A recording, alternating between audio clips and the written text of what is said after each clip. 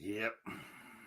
I sit here, a defeated and dejected man.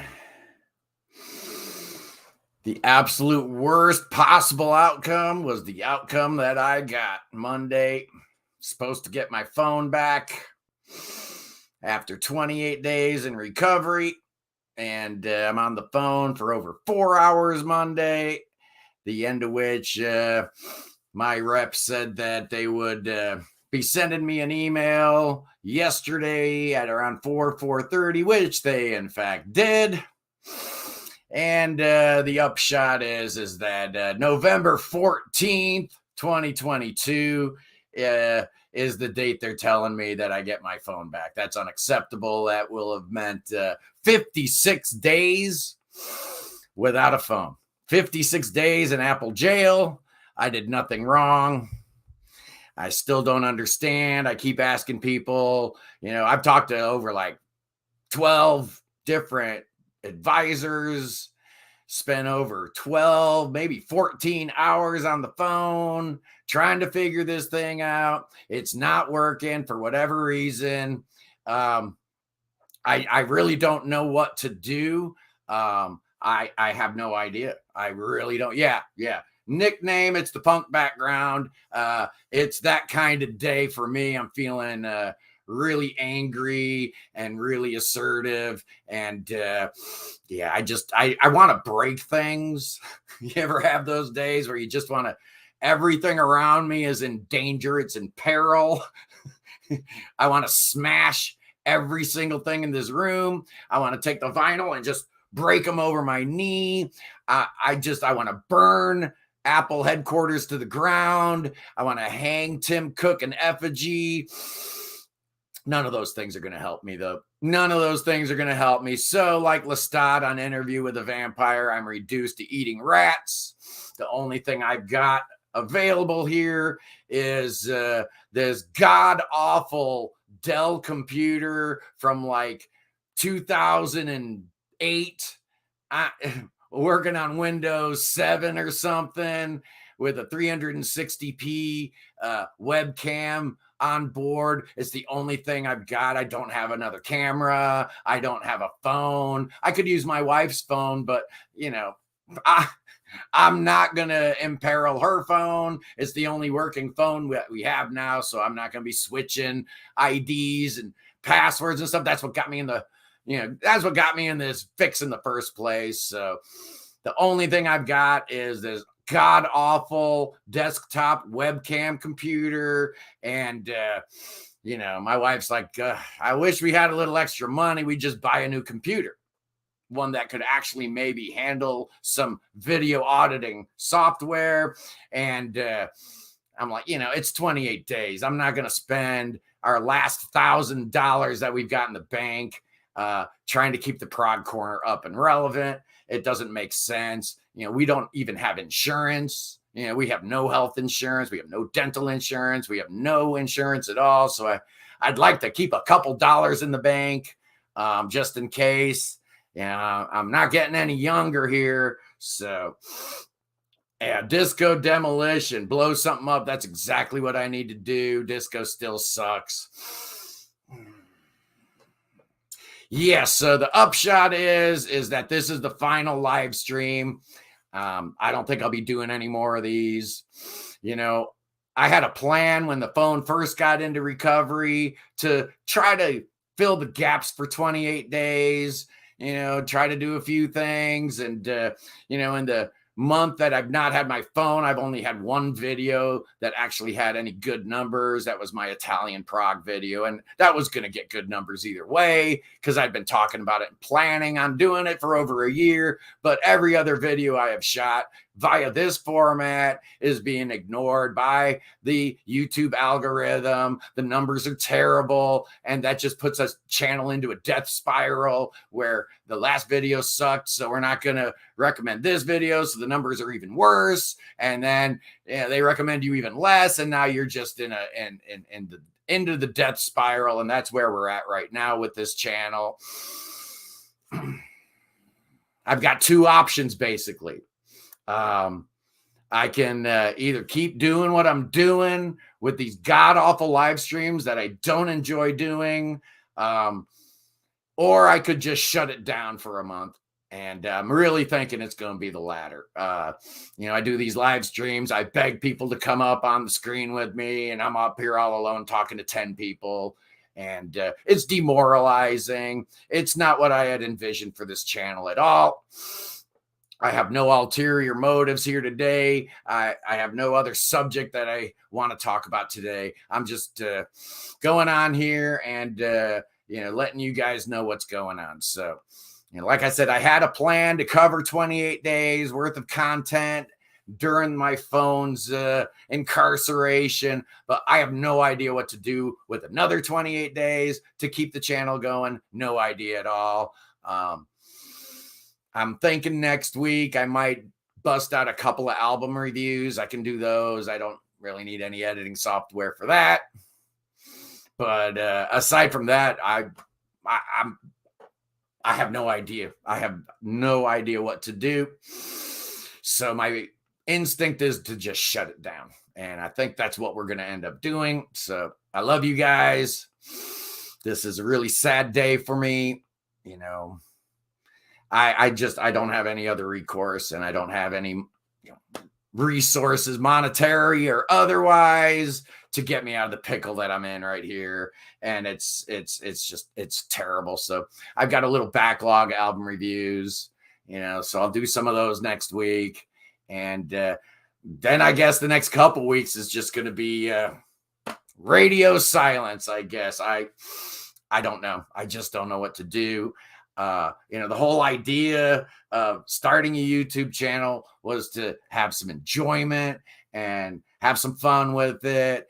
And, if I'm not having fun, it's obvious, and nobody wants to watch me, crying over first world problems. It's disgusting. And, like I said, I don't know what to do. I was on the phone again this morning with Apple for 2 hours, talked to a brand new senior advisor. He, of course, promised he'd figure it out. And let me call you back in 10 minutes. And, an hour later, still hasn't called back. So I guess he couldn't figure out what's going on either. I think ultimately, the problem is there's no guarantee after this 28 days that there's going to be any resolution, because there certainly wasn't after the first 28 days. So it's just like this endless thing that there's no light at the end of the tunnel, and I can't function like that. I really can't. It's not good for my mental health. It's not good for me at all. Never give up. I'm giving up temporarily.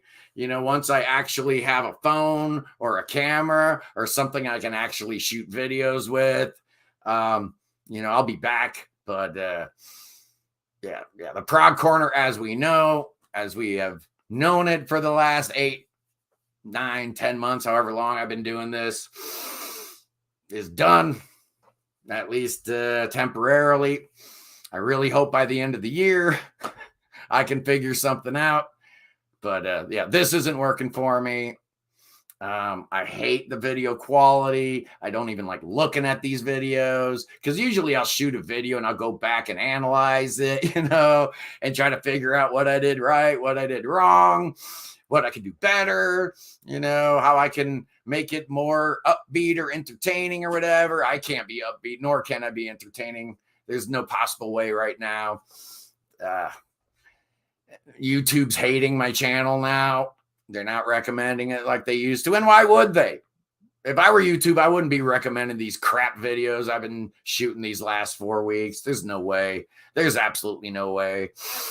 Tamerka 1, 2, 4. I think you have a unique style. I wish you well. And actually, most of the people were just noticed by someone bigger. Yeah, well, that's not happening here. We do what we do, and I love you guys for, being a part of this, being a part of the Prog Corner.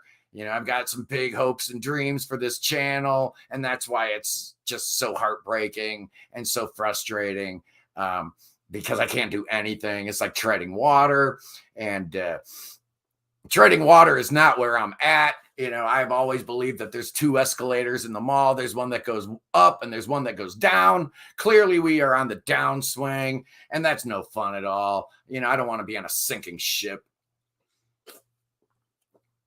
which is what the Prog Corner has now become, thanks to Apple and their infinite wisdom. But I just wanted to let you guys know what's going on here.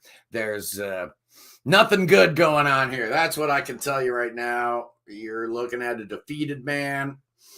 I've tried everything I can with Apple. I've tried screaming and yelling. I've tried threatening. I've tried, being as nice as can be. I've tried everything. And obviously, the gods of technology do not want the Prog Corner to be successful. And it certainly looks like they're going to succeed. Part of the fun of doing this channel was seeing it grow and seeing people enjoying what I do. And, the numbers don't lie. The numbers don't lie. They are what they are. They tell the story of a channel. And my analytics the last 28 days have been telling the story of a channel in desperate trouble, that's on its last leg, that's hanging by a thread. And I don't like functioning like that at all. Wayne from Pocket Full of Heap. This is a bummer, man. Love your channel. Well, I love your channel. I love you, Wayne. Best wrestling promos of all time. Oh, thanks for checking in. It's been over 4 weeks of absolute pure hell for me. They took my phone away. They put it in Apple jail, recovery mode for 28 days. It was supposed to be back on Monday. They were supposed to give me an email or something with a code, a new password, and they never sent it. Never even sent it. So I had to call them. The upshot of that was another 28 days in recovery. I shoot my videos on my phone. I edit my videos on my phone. I do everything on my phone. It's just unacceptable. And I don't think I can function like this. I really can't. It's just ridiculous. Why can't you use the camera you're using now? Because it sucks. I hate it. I hate it's this terrible camera on this desktop. It's got the little, camera on the top of the monitor and whatnot. It's 360p. It's just awful. The audio's terrible. The video quality is terrible.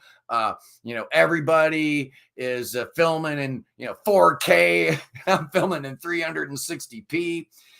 It ain't right. YouTube looks at all that stuff. And they look at the video quality. They listen to the sound quality. The algorithm is very much involved in that kind of stuff. And if you're putting out crap quality videos, YouTube does not recommend your videos, which means your videos don't get the kind of views that they used to. When you're looking at a horrible video like this one, the retention level goes way down. Nobody wants to watch this. I wouldn't want to watch this. So then when the retention goes down, the views go down, they recommend you even less, and then you're in the death spiral. I am in the death spiral. The Prog Corner as a channel on YouTube is in the death spiral, and I don't know how to get out of it. Like I said, I had a plan for 28 days. I had a plan to get through 28 days. I don't have a plan to get through 56 days. I just don't know. I don't know what to do.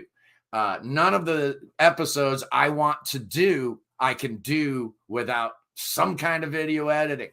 The exception to that was my Italian Prague episode. Since I had all the vinyl, I had some visuals, and the whole idea with audience retention is to have pattern interrupts, right? I got no pattern interrupt here, so people don't stay on. I can see how many people are watching. It goes up to 13, then goes back down to 10. So I know people aren't sticking around.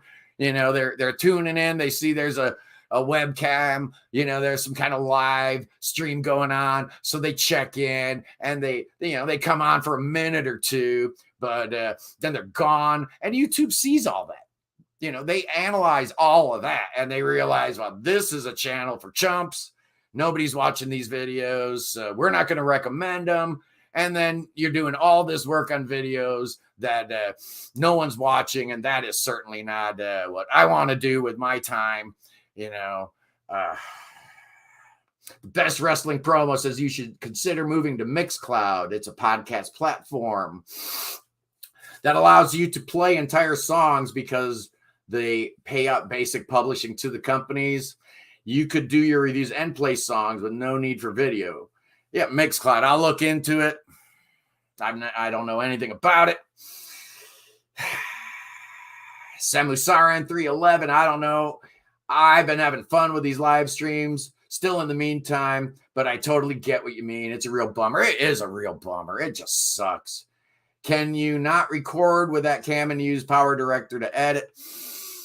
I just paid for Power Director Premium on my phone. If you notice, the last 2 videos I did before my phone got taken away, that god-awful, disgusting watermark was gone. And I was like, whoa, hallelujah, the watermark's gone. And my wife got me some really nice lights in here. And what? Then what happens? Then they take my phone away. So the idea behind filming on this and editing, this is a Dell from like 20 years ago. It does not have the power to do any editing software. I tried downloading some. It just doesn't have the juice to do it. So my wife was like, well, maybe we could buy a new computer. And I'm like, great. So we got to buy a new computer. Obviously, I'm going to have to buy a new phone at some point. Clearly, I'm not getting my phone back ever. So I'm going to have to, figure out how to, put all my info into a new phone when my old phone is blocked, which obviously isn't going to happen. So I can't, do any editing at all. I'm in a box. I'm in a corner. It's really bad. Pocket full of heap. Is there an album you have heard that is even too proggy for the Prog Corner? Yeah, there's a whole band that's called Magma that right over this boy's head. A lot of the avant-garde and Zool stuff is maybe a little bit too much for me, a little bit too crazy. I do like a little bit of comfort in my prog. I like the craziness, but I want a little kernel of comfort. And Magma doesn't give you any of that at all. Tamurka, I really relate to having something I really like, which just ruins me and puts me in a bad shape. Maybe there could be some balance, I think. Zeb wants to know what I think about the Flaming Lips. I absolutely adore the Flaming Lips. That's how I feel about them. I like their old stuff, like Priest-Driven Ambulance and Cloud Taste Metallic, but I like their newer stuff, Yoshimi and the Soft Bulletin and At War with the Mystics. I think they're incredible. You could make a case that they're probably the greatest band to ever come out of the state of Oklahoma. Your friend Phil does a music podcast on Mixcloud. Okay, well, I'll need to check it out.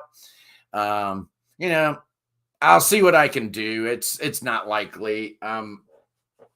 I'm just not all that proficient at things. And without a phone, I'm reduced to just dealing with stuff on this old computer. So I don't even know how many of these websites and whatnot I'd even have access to. It's just ridiculous. Being poor sucks. I knew if I had a bunch of money, I'd just go out and buy a new phone and just deal with Android and never have to deal with Apple ever again. Or I could just go out and buy a good camera. A lot of things I could do if I had money. I do not. I guess maybe I'm to blame for buying a bunch of vinyl and I should have been saving my money. But, you could do Twitch, better SQ than Mixcloud Plus. You can use your camera. Until I actually figure out a camera, I can't do anything. This is not working for me, that's for sure. Ask the boss for a raise. Go buy everything on credit. Yeah, I could do that. And me and the wife have been talking about that. Effigy, isn't that a little town in Ohio? Yeah, it is. I'll hang him any town in Ohio. This one, that one. Tim Cook's a joke. Apple's a joke. This whole thing sucks. It's just terrible. And, part of my problem is I just don't know. I'm just not proficient with technology. I don't understand it.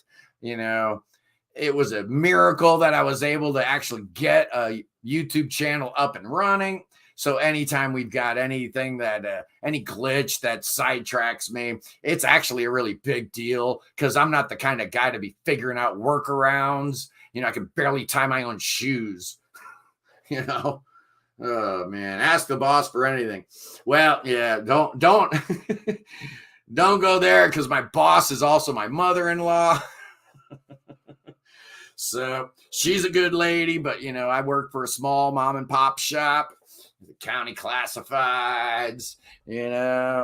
She's the owner, and my wife that is her daughter. She does all the ads. I sell the ads. So we're, there ain't no money floating around for this boy to be getting a raise.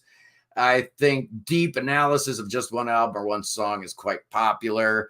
It is, and that's the thing, I guess. I got to get out of my own head and just understand that, maybe I'm going to have to, Twitch is not about, I've never been on Twitch. I don't know what Twitch is. I've heard about it.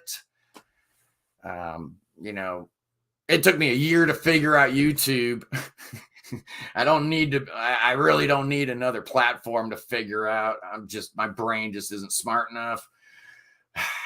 Twitch is not a bad idea. It won't affect the YouTube algorithm and maybe open a door to a new audience. It could do that. If you were dealing with a smarter guy who could figure stuff out, that'd probably be a good solution. But, I'm a 60-year-old boomer, man. I'm not real good at figuring stuff out. I am sending all those evil Canadian geese after the Apple people. Yeah, they need something to come after them. It's just a joke. It's disgusting. And, I know I'm going to have to probably end up doing stuff I don't want to do, and I guess ultimately when you're on YouTube and your goal is to grow the channel, eventually I guess you're going to end up in some territory that you don't necessarily want to be in. But at the end of the day, I don't want to do what I don't want to do. I want to do what I want to do. I want to do the episodes I want to do. I want to grow the channel the way I want to grow the channel. And I can't do that now. I can't do any of that right now. It's just horrific. It's frustrating. And I'm glad there's, 18 people that are enjoying me doing a live stream. But, we're not going to get to where we want to get with 18 people watching a live stream. That's not where I want to be. That's not what this channel was built for. I don't know. I just don't know. So here we are, stuck without a phone until November 14th. Maybe I'll buy a new phone in the interim, because there's absolutely no guarantee I will actually get my phone back after this second 28-day recovery period. So yeah, I really don't know what to do. And I just want to get on here and let you guys know what's going on. So like I said, I sit before you a defeated man with zero ideas. I do not have a Patreon. Maybe I should. I know everyone does. Everybody on YouTube's got a Patreon channel, and I don't know. I just feel real funny about setting something like that up where, I'm begging people for money, because honestly, this has nothing to do with money. The whole idea behind this channel was never to make money off of it. Yeah, I wanted to get it monetized, but that was just a goal. That was just something to do, just something to have fun with. And then once monetized, it was kind of fun, seeing how much revenue, the channel could take in. But, it hasn't been great. I'll tell you that much. Got monetized in May, and I think I've generated $500 in revenue, of which I think I've been paid like $300 after taxes, and YouTube gets their cut and stuff. So it's never been about money. The whole Patreon thing feels just a little weird to me. And, maybe there's a fear of failure there too. Like when I set up my connoisseur club, $5 per month membership, I've got 4 members. So, doesn't feel like people are really supporting this channel in a monetary way. And that's fine. I'm not asking for money. I'm not doing a Patreon. It's just creepy to me. I don't like it. It feels like one step above an OnlyFans page. I'd probably do an OnlyFans page. Here, I'll show you my. Come on, man. Oh, what are your ultimate goals for the channel? If not money, you should be good. Yeah, it's not about the money. It's never been about the money, but it is about success. Yeah, I've repeated over and over that I am a prideful man. And it is about success. It is about subscribers. It's about view counts. To me, it's all about the analytics. It's about growing a healthy, sustainable channel with a really cool, dedicated ecosystem of like-minded music freaks. And I think I've accomplished that to a certain degree in that you guys are here and I think we've gathered up a really strong community of people. So, the Prog Corner is not going to go away, but it might have to go away for a couple of weeks. And, that sounds, like a minor thing, but to me, it's the Prog Corner has been a big part of my life for the last year now. I wake up in the morning, I think about episode ideas. I go to sleep at night, I think about episode ideas. And now I'm thinking about episode ideas that I cannot do. And that to me is frustrating. And so, yeah, the next step, I guess, is, like I said, trying to figure out what sort of content that I can do in the interim. It's going to be another 28 days without a phone. So it's going to be 28 days with this crap webcam with no editing capabilities at all. Yeah, StreamYard just added a trim feature so I can actually trim the beginning or the end of a video. That's the only thing I can do right now. So I don't know. Episode ideas, I am all about it. Keep doing, Zeb says, keep doing the live streams. It's a unique way to communicate compared to the comment section. Yeah, that is true. And that is why I figured for the first 28 days without a phone, without my camera, without access to any type of editing at all, I figured this would be a good way to go just to stay connected and, try something different because I had never done a live stream prior to having my phone taken away. So that's the one positive that did come out of this was it got me, used to StreamYard and doing these live streams and whatnot. And I'm still trying to figure it out. But now I just got to figure out what to do with the next 28 days. And that's kind of the reason I came on here. The first was just to let you guys know what was up. But the second was to try to enlist you guys' help. I like I said, I am lost.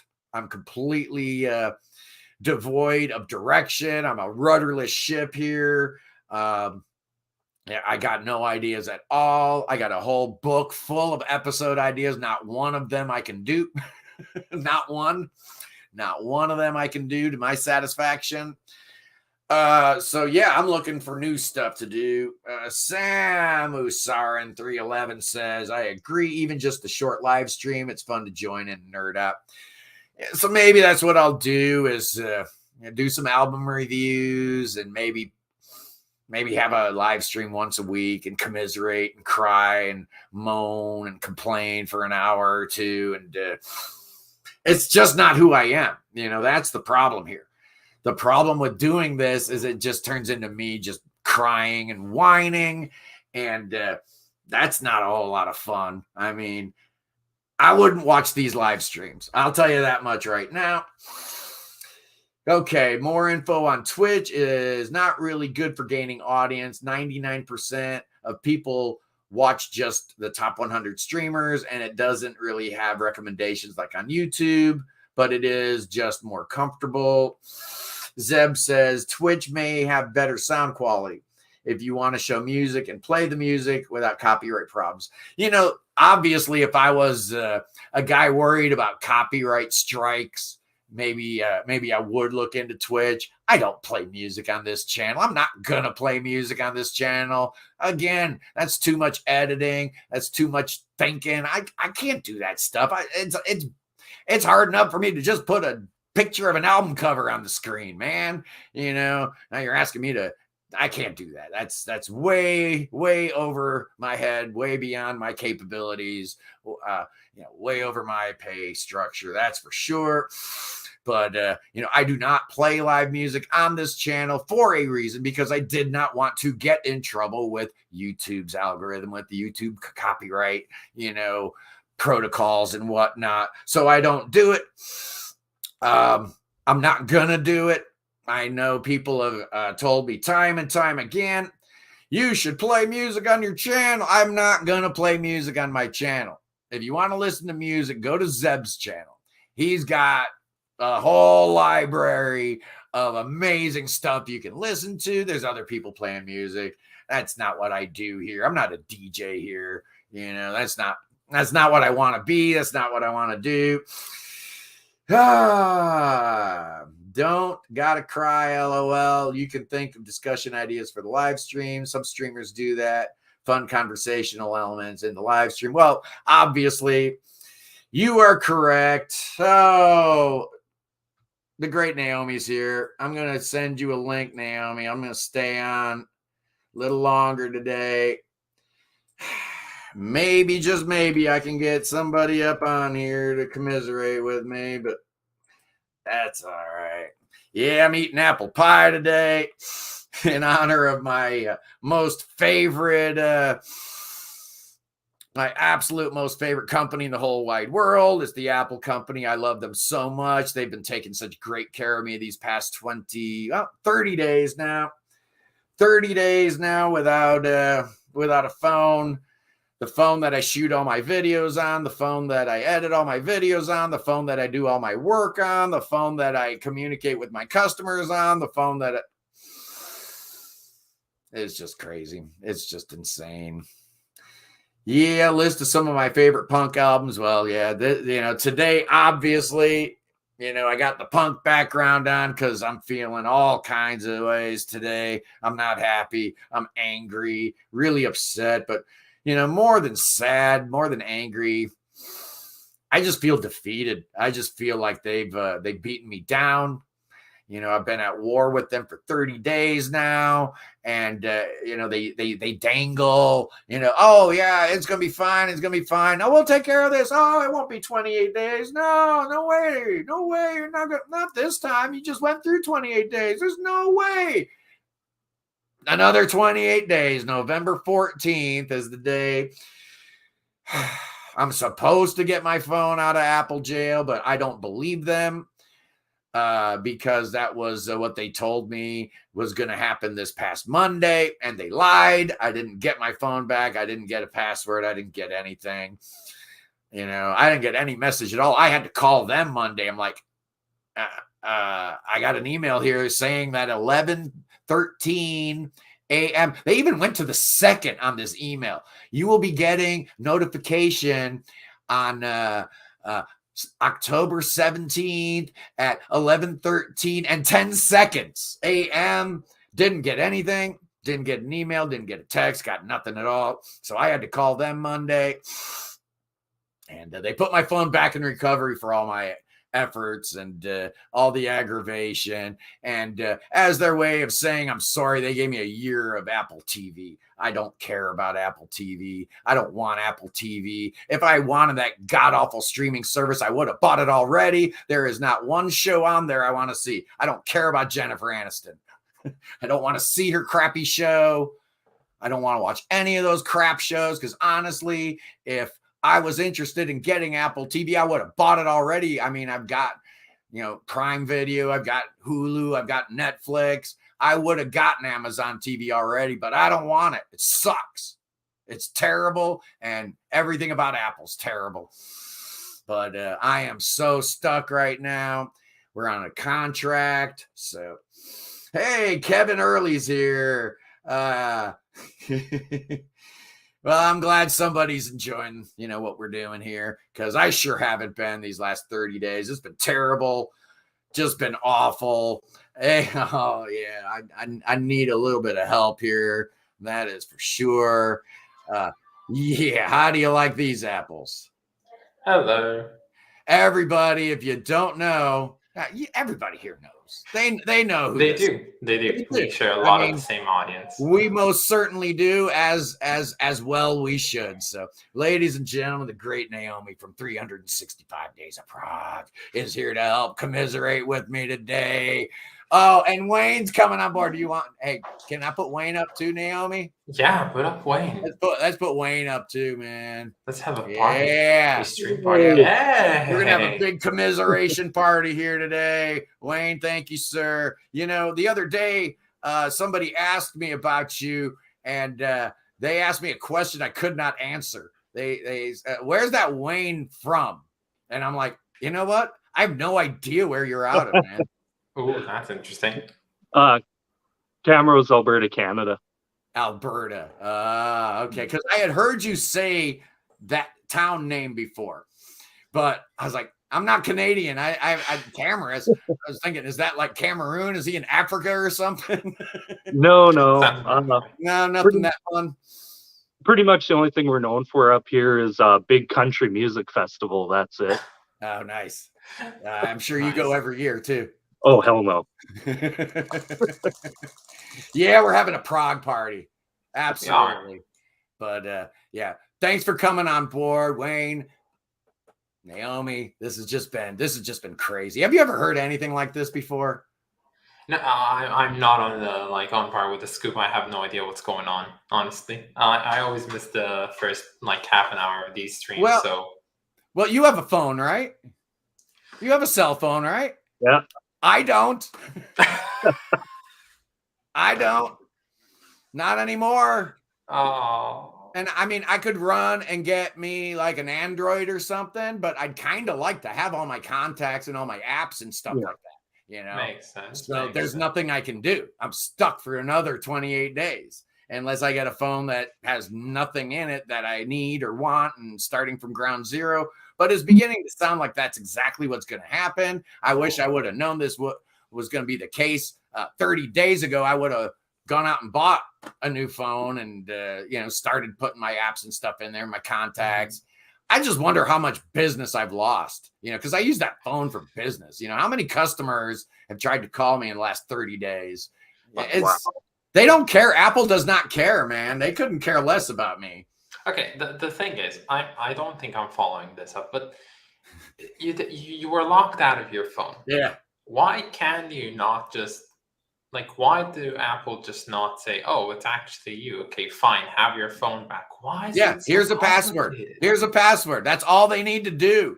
They're supposed to be really smart people. Just give me a password and we're good to go. They won't do it. I had to do some things for recently, like government official things and bank official things, and I forgot my passwords for all of those things. That's who you are. That's your bank account. That's your money. That's your personality ID and stuff like that. And they're like, yeah, okay, you can call. I kind of get it for my bank account. Yeah, just let's do a phone call and we'll see that it's actually you and we'll reset the password. Why does Apple have to have this, universal other galactic type of security system that nobody gets? I don't get it, man. They even Monday they took control over my wife's phone, and I had my wife's phone, I had my dead phone, I had my boss's phone. So Apple took control over my wife's phone, and they had her turn the camera on. So she's pointing the camera at everything I'm doing as I'm switching SIM cards in and out and trying all these different things. And I turn it around to show my face. Hey, look, I'm not Russian. I'm not a North Korean hacker. I'm just a dude from Ohio who doesn't have a phone. Give me a code, man. And they won't do it. I've talked to 12 different people, man, and nobody can do it. Nobody can fix this thing. The last guy I talked to this morning said, well, let me go talk to the engineers. And I'm thinking, do you really need a guy with a PhD in programming to give me a fucking password? I mean, come on. Come on. Hey, there's a first. That's the first curse word that's ever come out of my mouth. Whoa. Congratulations. Yeah, it's a Congratulations. first. You heard it here. Oh I my Just actually let it cursed out. on the Prog Just Corner, let it man. out. I must be salty today, Wayne. Ah, Oh, it's all good, man. I'd be in the same situation as you are. It's 2022. They should be able to just hit a button and do it. Where's the retinal Yeah. scan? I mean, I got eyeballs. I mean, come on, man. This is the dark ages. I thought we were like in technology heaven here, but this is just ridiculous. You know, I'm going to look back on this like 10 or 15 years from now and laugh. Definitely. Yeah. I'm not laughing right now, though. I'm telling you right now. Yeah. I'm not laughing. This is not fun for me, but yeah, you need to find one of those rooms that you can go and they just have people go in there and just break shit. Just send you there. That. Oh, I need that bad. Yeah, I've seen that where they got all these glass stuff and you put the goggles on and the safety gear and then they give you a sledgehammer and an axe and there's all this glass and all this stuff you can break.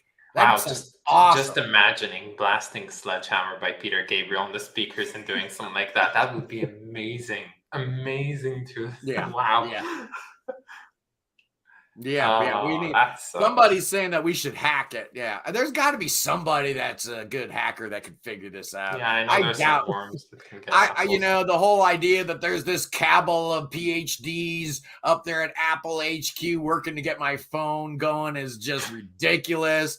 I'm not born yesterday. I know what time it is. You people don't care about me at all. Not even one little bit. Yeah, throw me a year subscription to Apple TV. Thanks. Yeah. Thanks, but no thanks. Well, it's better for them that you buy a new product than theirs. You know, that's how. Never again, Naomi. Trust that. Yeah. I will never buy an Apple product ever again as long as I live. Those Google phones are looking mighty good to me these days. Yeah, honestly. You know, but you know, I don't know. In 28 days, I could have my phone back, and then it's like I just bought a new phone for no reason. I don't know what to do. It's driving me crazy. So I really am looking, I guess, more than anything, for a lifeline here. Like some ideas and some suggestions about what I should or should not do in the intervening 4 weeks. Because I have no idea. I have absolutely no idea what to do. I feel so paralyzed right now. Like every single episode idea that I have, I cannot do right now to the satisfaction that I want to do it. I could sit here and talk, but that's not going to please the YouTube algorithm. And yeah, I am a slave to the algorithm. I am. By the way, did you finish the album cover series? No. That one stop? No. Okay, I remember. No. I was just going to sound the rumor. Yeah, I mean, I'm in the middle of a series, right? The top 100 prog album covers of all time. I get through, 26 through 100. I'm ready to do my final episode. Yeah. How do you do an episode about album covers without showing the album covers? True. No, it's insane. I could do it. Oh, yeah, this was a really great album cover. Looks really good, huh? Oh, you guys can't see it. No. You know what, Scott? No. You know what, Scott? I'll take you off on that. If you want to, and if you're not, if you don't have any issues using your current camera, you know that I'll be glad to help you with that. Honestly, but I know you are. It's like nothing. It's peanuts, as they say. If you need any help with that and to get that thing moving, I know you are good. Much. I have 4. I have 9 videos made in advance, so I'm no more in rush right now. So you better use that. I very well might have to take you up on that. Because you might as well have to, yeah. Because as I was saying, the only way I can shoot videos is on this 25-year-old Dell computer with this terrible little camera up here, this 360p camera, and this computer's so old it can't run any video editing software. It just can't handle it. It doesn't have the juice, So I'm stuck like Chuck. But Naomi to the rescue. Yeah, you and I will talk about that. Maybe we'll... We should, honestly. I'm not joking. That might be the only way probably going to be the only way that episode comes out before before November, before Thanksgiving would be with Naomi's help. And I know actually a lot of people are really looking forward to that final episode. And it's terrible because I feel like I'm letting people down. It's a bad feeling. I don't like that feeling. That's not why I started the Prog Corner. I didn't start the Prog Corner to feel bad, Yeah. Just feel like you're leaving them in suspense. So what do you got behind you, Wayne? New prog to listen to. Yep. What's up? What's up with that? I took a list of went to, I think, Prog Archives, looked at every prog album released this year and thrown it in a Spotify playlist. Nice.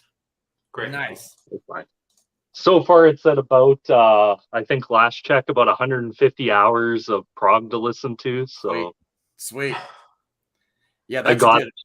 I really, really like the new Tangent album from this year.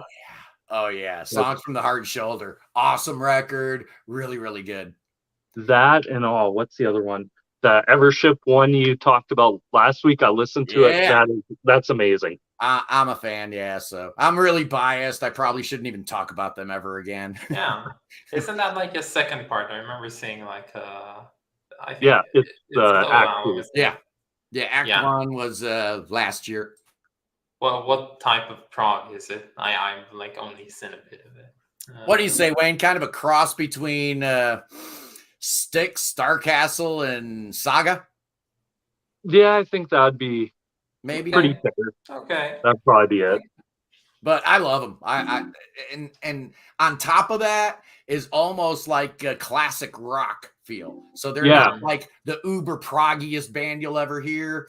Sometimes the songs are in 4/4 and they almost are structured normally, but they're really not. They're prog. Cool. Yeah, But no, I use Prog Archives a lot. I mean, I'm on there every single day, and I do really like to look at their rankings because they're just so abysmal sometimes. Yeah, they can be. Although I do like the fact, if you've seen the notes reviews, I think covered the top 100 ones. And I was waiting to see if they would do it because honestly, the Prog Archives is not one person's opinion. It's very much the accumulation of everyone's opinion. And I can pretty confidently say everyone because there's so many people throughout the years. And I actually really like the ratings on there. And it's an interesting thing. If you know, Wish You Were Here is like the third spot on that website. And it's I thought it was baffles me in a way. I thought it would be lower. I thought Animals and Dark Side would surpass it to some extent, but apparently no. My favorite. There are a lot of surprises on there. I know. Maybe it's because of Shine On You Crazy Time, and maybe it's too much of an opus to look upon. Maybe. But yeah, Close to the Edge. The album where David Gilmour really broke out instead of having like maybe one or two guitar solos on an album. This was like David Gilmour like saying, "Here I am. This is what Pink Floyd going forward is going to be." Yeah, I love Wish You Were Here. I think you bring up a real good point, Wayne. I think it's their most balanced album because of you guys like Richard Wright. Where was he on Animals? Did he play on Animals? Yes, he was. I think some of his nominally he's there, but I guess the remix fixes a little bit of that. But I haven't listened to it yet. But Wish You Were Here is where it really felt like all four members were important for the first time and maybe the only time in that band's history where all four members were contributing. And as a result, it's probably their best album, although Animals is amazing. Okay. I'd say Animals has Richard Wright's most sinister keyboard pieces. Definitely. Sheep and Dogs. Personally, my favorite is Sheep, and I think a lot of that has to do with Richard Wright. Something about like the keyboards and the opening itself still gives me chills until today. Okay, here's a fun little thing we'll do. Okay. Everyone think of your favorite Pink Floyd album. Think of it. Okay. Don't say it quite yet. And then we're at the count of 3. We're all going to state it at the same time. Then we're going to have a lovely little argument between us, if you don't mind. Okay, here we go. Everyone ready? Yeah. Good. In 3, 2, 1. Adam. Animals. I've heard nothing. What did you guys say? I said animals. Wish you were here. I know what you said, Naomi. Yeah, you know what I said. I know what you said. The great Adam Hart Mother Suite hangs over you like a dark cloud. It informs and confuses you and befuddles you at every turn. Every video you shoot, every album that you review, I always keep in mind, this is the girl that's got Adam Hart Mother on a pedestal. And not that that's a bad thing, but I think it's important to baseline stuff out, because I shot a video very early on. I wanted people to know exactly where my head was at. And I did a video about Tales from Topographic Oceans, because I think if you can, plant the flag on a hill and say, this is the one, this is what I stand for, it can kind of give you a little bit of an insight into somebody's, the way their brain works a little bit, and the way they listen to music. So ever since I found that out about you, Naomi, it has definitely changed the way I perceive your reviews. Definitely. And it's really indicative of like my taste in music. Honestly, you can strip down all of the reviews that I do to how similar or how good as compared to Adam Hart Mother does this album sound. It's so basic, it's actually quite painful. We're all basic with an orchestra. Yeah. For people who say Pink Floyd isn't prog, they worked with an orchestra, sidelong epics, weird time signatures. I remember seeing in a documentary that Roger Waters and Nick Mason had to do the entire rhythm section in one take. Yeah, in one sitting. Yeah. Sitting to that. That's true. I've seen it many times, like Roger Waters is like, if they asked me to play Adam Hart Mother, I wouldn't do it for £1 million. It doesn't need that money right now, so it doesn't really matter. But the thing is, I actually, before I started the YouTube channel like that I'm doing right now, I was working on a video essay about Adam Hart Mother. I made a very good script, and I did a lot of research, and I kind of scrapped the whole idea because I just started a new job. But I've researched the heck out of that album. I know basically everything about it. And yeah, one of the things, they did actually record the entire rhythm section all together, and it's a very odd piece, and Ron Geeson doesn't get enough credit for what he does on the suite, which is just mind-boggling to me, because he's basically the man behind what it is. And this album could have easily just not existed in the first place, apparently. What a great thing. And again, it's my introduction to prog, so I'm overly biased when it comes to this one. Well, we got some people talking about echoes, metal, but the pop songs on metal aren't as good as the pop songs on Adam Hart Mother. Sure, so I guess we're comparing Adam Hart Mother and metal, which I never really thought about how they're structured. They're not that dissimilar, are they? They are very similar. You listen to one of those guitar solos in Adam Hart Mother, I think it's like the funky one. It's almost redone in echoes. Yeah. The more I think about it, the more I realize, because in my mind, I always put metal and Obscured by Clouds together. To me, their album covers were like similar. So in my mind, I always put those together, but really it's metal and Adam Hart Mother, isn't it? Very much similar. Very taking the same type of energies. You have that one unique song. You have that big epics, not sweet. Then you have the one unique song, which at least to me, I think that One of These Days is like the Alan psychedelic breakfast of metal. In my opinion, it's something unheard of. And then, of course, you have the popular tunes, which I don't think they're that bad. I actually got into metal quicker than I was expecting. A friend of mine told me, you know what, you can listen to this one, because I wanted to buy a vinyl copy of it before I listened to it. And now we live in an age where I can simply just open up Spotify and listen to it. So it's like, you know what, don't buy the copy yet. Listen to it, see if you like it, then move on. I just kind of loved it from first listen. Such a fantastic thing. And you do hear that about it sometimes, like, the suite is great, but the rest of it, I'm not as much into it. You hear the same thing about Tarkus. Oh yeah, side 1 is great, but side 2 is terrible. Dead wrong, by the way, on all counts. Whoever's saying that, dead wrong. And you know, why would anyone question the prog credentials of Pink Floyd? I think there are people that only listen to the first 2 records, put them in a box, and left them there, and that's all they want to think of them as. No, Pink they're just Floyd, salty. I know psychedelic gets brought up a lot. Yeah. I'm like, when really after the 60s, Dark Side really wasn't psychedelic, in my opinion. It was more like, just moved more into what I think they mainstreamed prog, I think is probably the best way to put it. Yeah. Is that one band had to do it to bring prog to the mainstream. And Pink Floyd kind of had those credentials where you could say, yes, this is very accessible.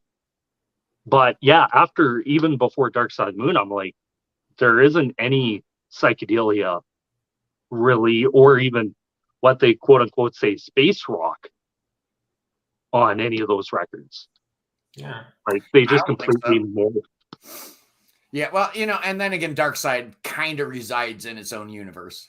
So, when people are questioning whether or not to put Pink Floyd in the prog category, I guess I understand it on one level, and that they aren't, they don't sound like Yes or Genesis, but they're so progressive, man. Their music just kept moving and moving and growing and changing. Isn't that what prog is supposed to be?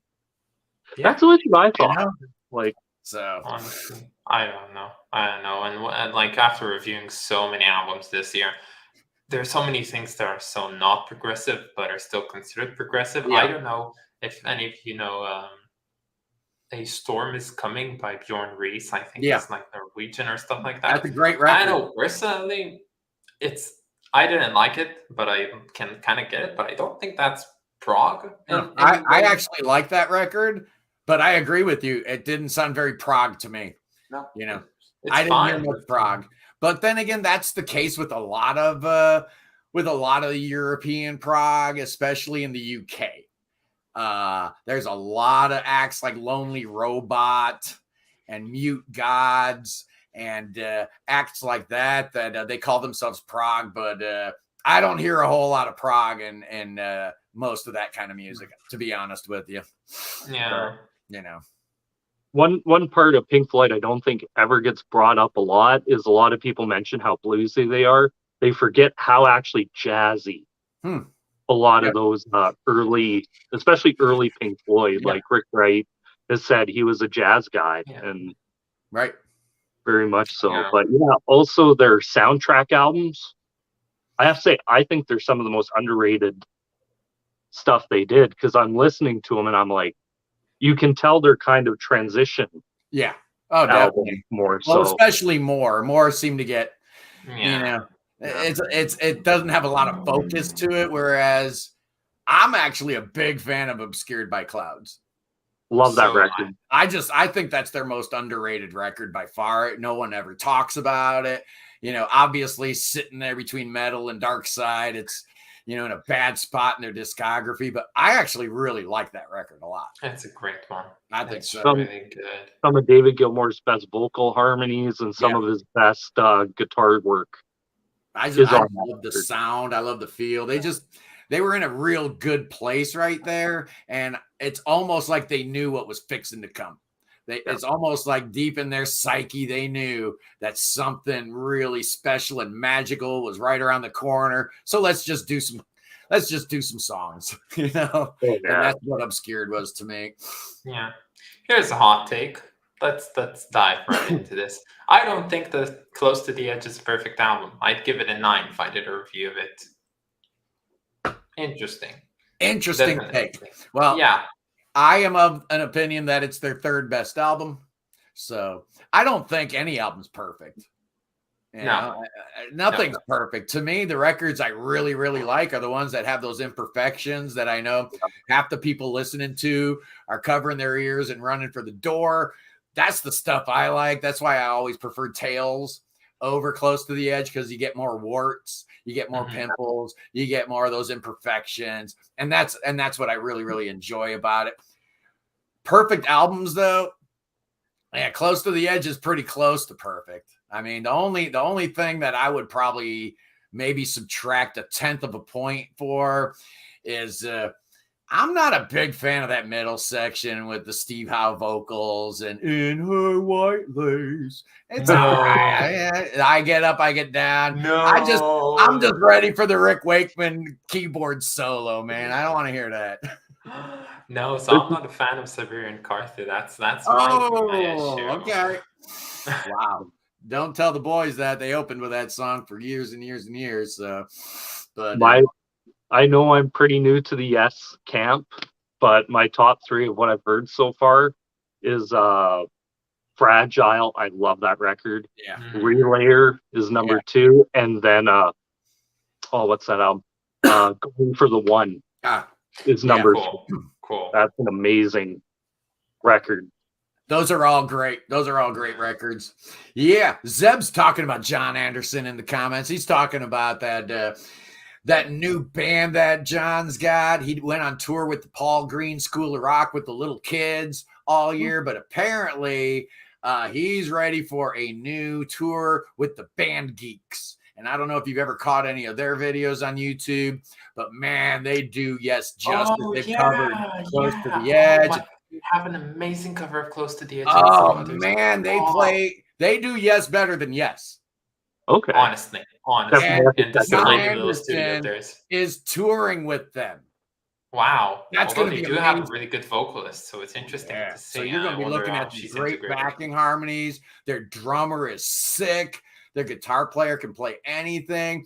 The bass player plays exactly like Squire. It's just going to be a great show. So any Yes fan that's been longing for the good old days, hoping that maybe someday we could see something on stage that actually maybe makes you think of how great Yes was once upon a time, because it sure isn't Steve Howe's Yes and it sure wasn't ARW. I think it might be John Anderson and the Band Geeks. I really do. I'm excited. Maybe. There's actually so I'm like part in an Israeli Prog Facebook group, and someone posted about I'd say like 2.5, 3 months ago that he's a guitarist and that he's looking for players who can play the entirety of Close to the Edge like flawlessly. And there was a ton of responses. Like, it's not a very active group, but this one just got a ton of traction around it. And I was like, okay, cool. Hopefully this leads somewhere. And just like a week and a half ago, we got a flyer with an event and a date and a schedule and where it was going to be held. They're doing this huge tribute show to Close to the Edge. And I just bought my tickets like right away for it. I'm so hoping that it's going to be good and not like a cheap knockoff per se. But I'm really looking forward to it. Zeb is in the house as well. Oh, it's like comments. I had to highlight that comment. Tails will forever be my number one. I just had to highlight Zeb's comment there. Yeah, Tails will forever be my number one. Yes, I'll go one step further, and that Tails will forever be my number one album from any band, any era, any genre. It just speaks to me like no other record ever has. So I doubt any record will ever supplant it as my favorite, since it's kind of been at the top of the slack heap for 49 years. It's going to be really hard to supplant that. Oh, Sam Sarin, you don't know what time it is. Look at what he just said. Puts him to sleep. And I get that. Relayer is my favorite, though. Relayer is my favorite. It is the eternal debate. There's no question about that. And thank God for Yes. Thank God that they had the gumption to do it, whether you like it or not, is almost secondary to the fact that here you had a band that literally was on top of the world after Close to the Edge, after Fragile and the Yes album. They had built so much momentum and so much, credit in the music world as a whole, and they drop a double album with one song on each side, just guaranteed to piss off every single person that loved the band, but they didn't care. Just amazing. I can't think of another band that would have had that kind of courage, and that's what it took to release Tails. It took courage, because they took their career and they threw it in the garbage can, and they didn't care. I mean, Yes was on the trajectory to be as big as Zeppelin or Pink Floyd or any of the other bands to come out of the 70s. And they threw that all away for the sake of art. People ask me why Yes is my favorite band. Come on, man. Nobody else would have the balls to do that. Nobody. And the fact that they believed in it so staunchly that they went out on tour and played all 4 sides of an album that nobody had ever heard before. Just ridiculous. And those guys had courage. That's amazing. What's the name of the third piece? Because that's the only one I'm still not really into. Side 3. Yeah, side 3. Yeah, the Ancient is the Ancient's definitely the most difficult of the 3. You know, it starts out with all that weird King Crimson dissonance. But if you don't dig that, boy, that second half with the Fields of Green and all that beautiful classical guitar work from Steve Howe, the dichotomy between the 2 sections of the song, that's what gives it the power and the energy. And just knowing that the Ritual's coming up right afterwards. You can't just listen to one side of Tales. You got to listen to all 4 in one sitting. I never listen to one song alone. I got to listen to the whole thing. Yeah, and Jeb is saying that he's the only Yes fan in the world who would say Relayer is overrated. He prefers Tormato. Okay, fine, Zeb. You can unsubscribe if you want. Okay, thank you. Come on, Zeb. You know better than that. No, honestly, Tormato has its good moments, but I think that maybe I take drama from that era. Maybe that's. Well, you know, I was not 100%. Oh, there we go. Yeah, there's the poop. Oh, look at that. Oh my goodness. Yeah, we love dogs. I got 2 dogs. I got a dog at my feet. Every video I shoot, my dog is sitting at my feet. Oh. Yeah, I got a 100-pound lab that likes to sit in here while I shoot my videos. But yeah, that's how old is he now? He'll be 12 weeks, I think, on Friday. Oh wow. Nice. He's a pit bull cane corso mix. So nice. Well, my big dog is a lab golden retriever collie mix, and my little dog is a Chihuahua Jack Russell mix. So, yeah, I got 2 of them. And they're both mutts, and they're both awesome. All right, let's see here. Hey, Huron just bought the Steven Wilson remix. I am 60, but never got into Yes or Genesis. Really thrilled with discovering Prog. Yeah. Oh, and hey, the Prog Corner's got a new member of the Connoisseur Club. Hey. Yeah, Charles Bannister. Welcome aboard, Charles. But yeah, I mean, I can't even imagine being 60 and not having had Yes or Genesis in my life. That just doesn't. I can't even imagine that world. A world without those 2 bands is probably not a world I would have survived, actually. I don't think I could have navigated life's twists and turns without Close to the Edge and Supper's Ready to keep me sane, to keep me grounded. Just knowing if I'm having a really, really bad day, John Anderson and Peter Gabriel will be there for me to help pick me up. Yeah, and it's still that way. It hasn't changed, not one iota. Only thing that's changed is I've added some newer bands into the mix and some newer artists that I can't live without. And, you know, lately, whenever I've been going through some stuff, it's been Neil Morris that's been setting me right. I'm a big fan of Interesting. I'm just replaying Transatlantic in a few days. Neil Morris. I think that's it's not my first exposure to him. I listened to Spock's Beard, but cool. Very cool. That's my guy. Here's a question. You're probably the guy for this. Do you have any spooky prog albums to recommend me in this spooky season right now? Which is not like albums that are not Halloween by Pulsar. Well, that's a good one. The first one that comes to mind would be an album called The Halloween by Pulsar. That's a good one. But no. And that's really spooky sounding. And then I would recommend anything from the Italian band Goblin. Okay, cool. Goblin sounds like their soundtracks or they're like unrelated ones. Yeah, all of them. Oh. Yeah, Goblin. That's right, Zeb. You know what time it is. Absolutely. They didn't do a whole lot of unrelated records. I believe every single Goblin album was a soundtrack with the exception of 2. Yeah, there's 2. Yeah. Roller, and there was one other. I don't remember. We lost Wayne, by the way. I don't remember. Yeah, I forget. Somebody But told yeah, me the other day. do you know the channel of is it Prog? Have you Yeah, heard of it? yeah. Okay, so I think he's done something about the Goblin quite recently. Oh, really? Is Um, he still going? I haven't seen yeah, anything. apparently in like a very spread out uploading schedule, like one video per 2 months. But Yeah. he did a Halloween special one. I Oh, think I okay. started watching it. I kind of haven't finished it quite yet. But it's about Goblin. It's actually pretty interesting. I love the way they tackles like these more obscure type of bands, if you'd call them. Yeah, That's my absolutely. favorite stuff. Huron Chess as a question. I have not heard anyone rate Clay 2 as Prog, but that second album I would think was Prog. Interested in hearing your opinion.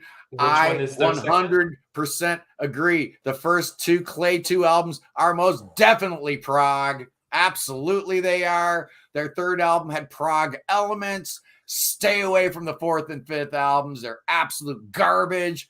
But the first two Clay 2 albums, yeah, man, that's Prog to me. Absolutely. Is Hope one of them? Yeah, yeah. Which one is it? The first one or the second one? I should probably go grab them. No, it's fine. No, because I got them on vinyl for the. I did because when I did like the voting to get an album to get 10 albums added onto the list like in the middle of the year, Right. then one of the options was Hope by Klaatu, Yeah. and my viewers voted it pretty much highly, so it was added onto the list. So a lot of I people like them. probably I think they're great. You know, people thought they were the Beatles back then, so they Oh, must have had. yeah, I've heard about that. I remember when they first came out, and the radio stations, every time they'd play a Clay 2 song, they'd always throw that out there like, we don't know who these guys are. There's a rumor that they're the Beatles. It was obviously not the Beatles, but the fact that you could maybe be confused for a second does speak to the quality of those two records. Really, really good stuff. Very interesting. Yeah, there are 3 different versions of Goblin out right now. There's Claudio Simonetti's Goblin, there's Goblin Rebirth, and then there's Goblin. Oh, and you know what? I think there's a version of Cherry 5 on the road too, which is also Goblin, since the first incarnation of Goblin went by the name Cherry 5 and had vocals in English and everything. Fantastic album. So I think there might be 4 Goblins out there. There's definitely 3, and they're all touring. Wow. And I think a lot of U.S. dates. So I might actually have to check that out. Who's the curly-haired person?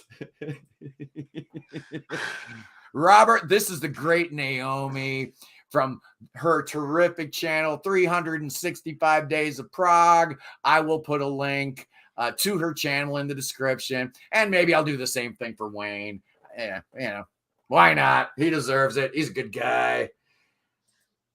And Samu Sarin saw Goblin without Simonetti, and Simonetti's Goblin was in town in November. Gonna buy tickets. Yeah, that'd be fun. I don't care. I'd go see any version of Goblin, but I have heard that the Claudio Simonetti version is probably it heaves the closest to the classic Goblin sound of any of them. So I would definitely want to go see them if I had a chance. Yeah. But yeah, definitely sub to Naomi. Zeb is so right.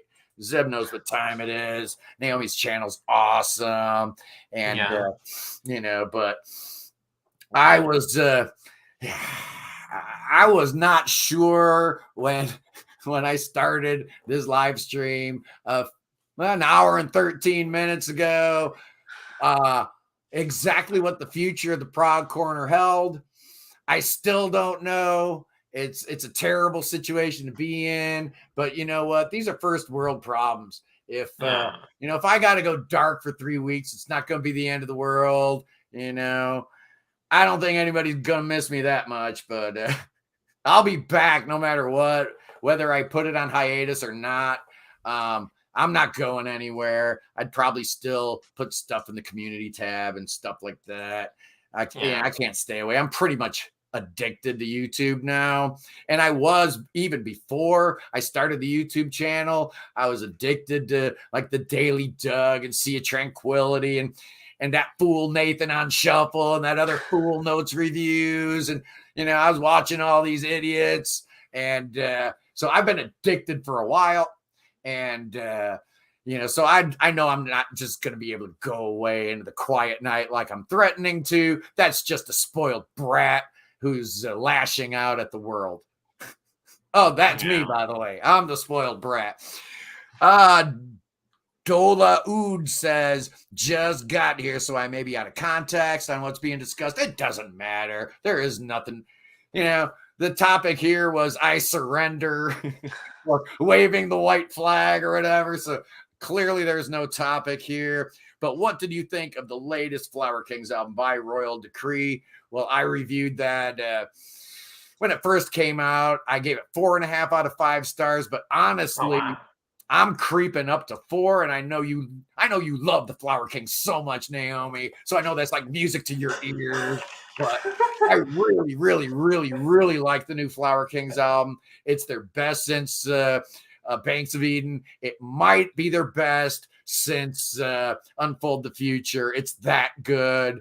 Roy Stolt found a whole bunch of old song ideas and snippets and whatnot on an old hard drive. So he took those old Flower Kings ideas with this brand new version of the Flower Kings and helped flesh them out with the great Zach Kamens. He is such an amazing guy, keyboard player, guitar player. Compositionally, Zach Kamens is the perfect guy to replace Thomas Bodine because he writes such amazing, complicated harmonic structures. Listen to his band, a band he had before he joined the Flower Kings.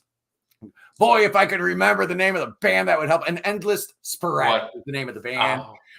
Put out 2 albums, both of which had Roy Stolt and Jonas Reingold playing on. So there was a relationship there. But Zach Kamen's compositional skills, his ability, he is very possibly the new Tony Banks. His voicings, the things he does harmonically, mind-blowingly great. This guy is a trained composer, obviously just amazing. Yeah, so my opinion of the new Flower Kings record was pretty positive. That's good. That's really good. Oh my God. I like him a little bit. Okay, Zeb wants to know what we think of early U2 and the early Cure material. Naomi, you want to start? No, I'm not a professional when it comes down to these stuff. Again, Okay. I'm very young. I discovered prog at like about 15, 16. That's all I've been listening to since, honestly. God bless you. Man, we love Naomi. Yeah. You were so awesome, Naomi. But YouTube, U2 is a band that I fell in love with in 1979. They appeared on the Tom Snyder program. They played I Will Follow. I was working in a record store at the time, so I knew all about it, but I hadn't bought it, which was a big mistake. I went out and bought Boy the very next morning. I absolutely fell in love with it. October was a slight drop, but I got to meet them on tour during the October tour, so that album has a little special place in my heart. And then War comes and they break out with Sunday Bloody Sunday and all that stuff. But to me, those first 3 U2 albums are essential. They're dynamite, all 3 produced by the great Steve Lillywhite. And then we get into the Eno era with the Unforgettable Fire and the Joshua Tree. I like that stuff. And then the experimental era with Zooropa and stuff like that. I really like U2, probably all the way up to Zooropa, maybe up to Pop. Hey, where'd you go, Naomi? You covering it up. That's all good. But U2, love them, love them, love them. Great band. I mean, anybody speak Hebrew, we can get a translation there. But anyway, about the Cure. Now, once again, 1979, the first Cure album, 3 Imaginary Boys. It was released in the U.S. as Boys Don't Cry. I absolutely loved it. I thought it was amazing. And then they went out and they did a couple really weird, very atmospheric records before they came out of that funk with albums like Pornography. And I just love them. I love Robert Smith. I think he's a genius. I'm a big, big fan of The Cure. I love them. And I love U2 also. But, these were bands that were coming up right at the exact moment in time I fell out of love with prog. So bands like The Cure, bands like U2, bands like XTC, Talking Heads, The Stranglers, Magazine, any of those post-punk or post-rock bands that had a little progressive heart and soul to them, I was all in, because Tormato and Love Beach really just, that wasn't my kind of prog, man. So I was done, I was out. And so bands like that were what really kept me going through the 80s, the dark ages of the 80s. Thank God for XTC. Oh, thank God. Yeah. I come back. Here's a guilty admission. I come back to Love Beach too often. Yeah, it's just that second side. I really love it. The Memoirs of an Officer and a That's Gentleman. A good song. It's a really good song. And Canaria is not a bad track either. The Canaria is amazing. The Canaria has like the same energies as Hoedown and Fantasy for the Common Man. The thing is, I don't know. I was led to believe that this album was just kind of like a contractually obligated album. They just did what they had to do and went home. But I don't know, if I was contractually obligated to create a full-on album, I would not have written a full side-long suite. Like, that's not the obvious thing to do. And it's really good.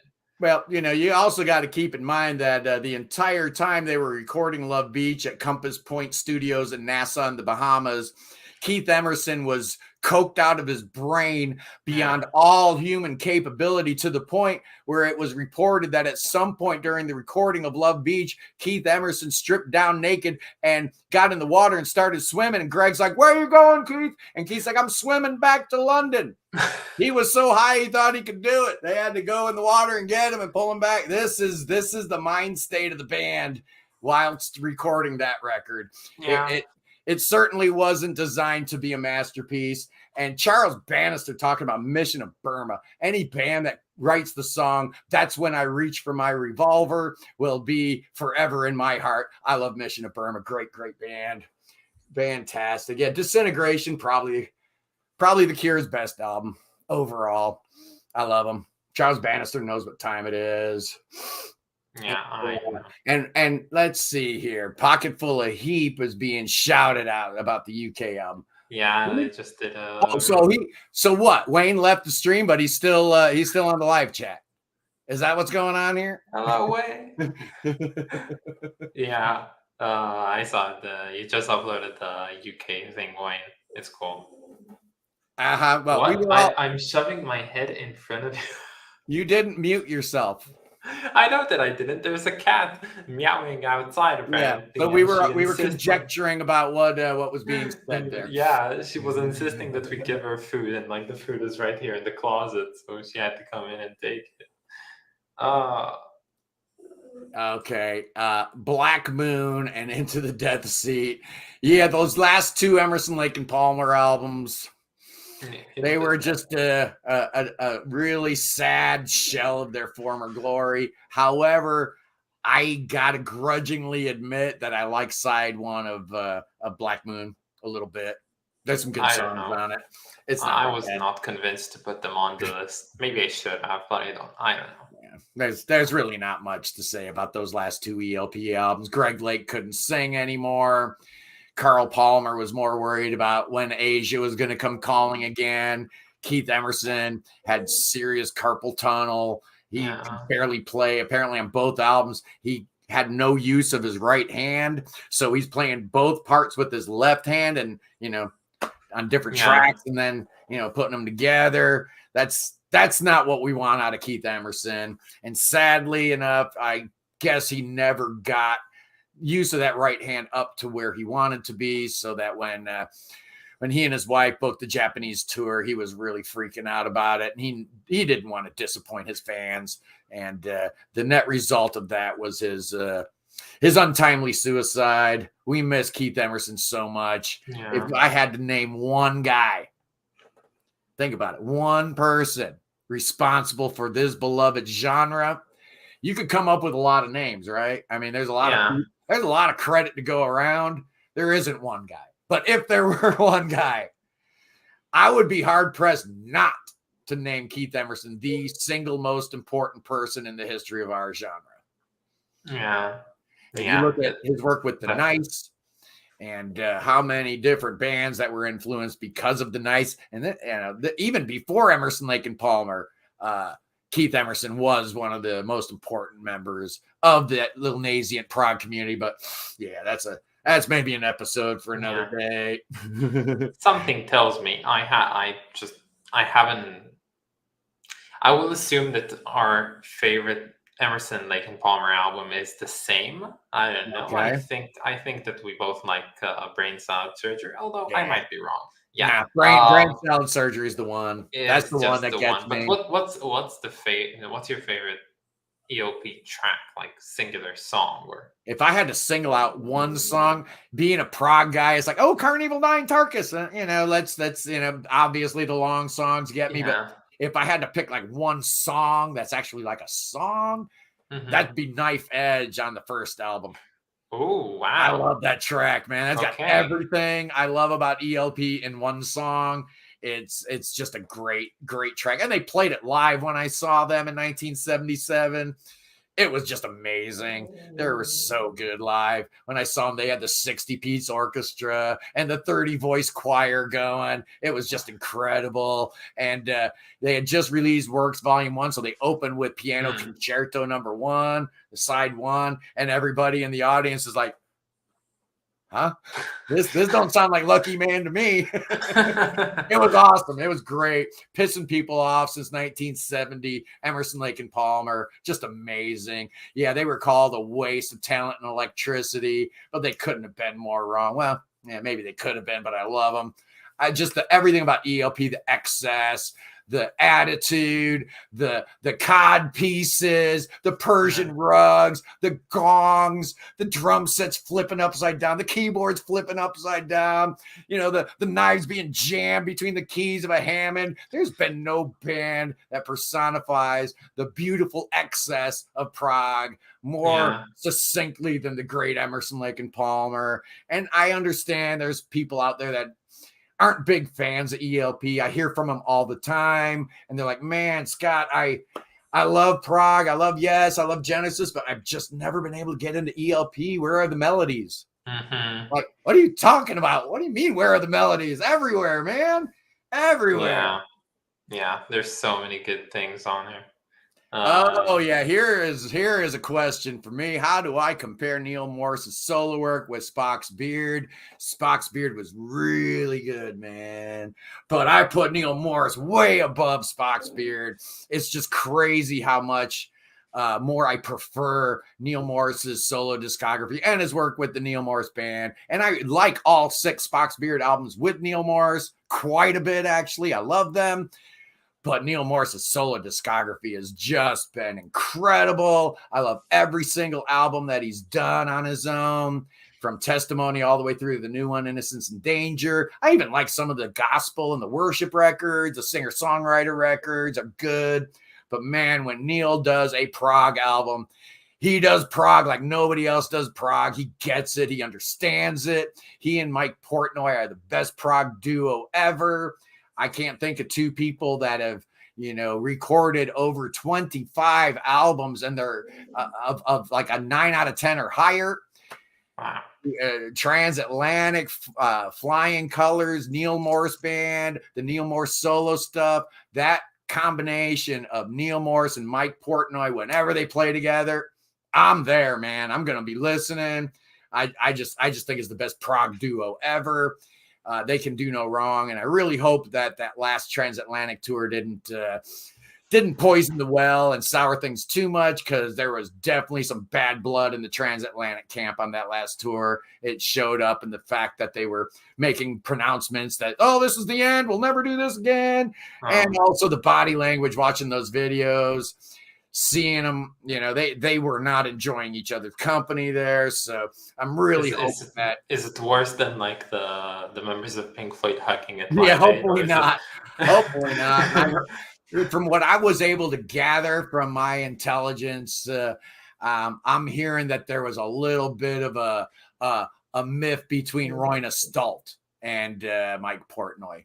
And I can understand that, because Royna Stolt is one of those guys. He's kind of like Rick Wakeman. You can't tell him what to do in a band. You know, John Anderson told Rick Wakeman every single night, dude, listen to the record, play the solo the same way as the record. And Rick Wakeman wouldn't do it. That's why he left Yes in 1974. It wasn't because he hated Tails. Yeah. It was because he hated John Anderson telling him, dude, learn the song. Roy Stalt's got a lot of that in him. He won't play the same thing twice. He won't let anyone edit his albums down, so that's one thing. And you can't tell Roy Stallt what to do. You just can't. So I find it very, very interesting that the John Anderson Roy Stallt album, Invention of Knowledge.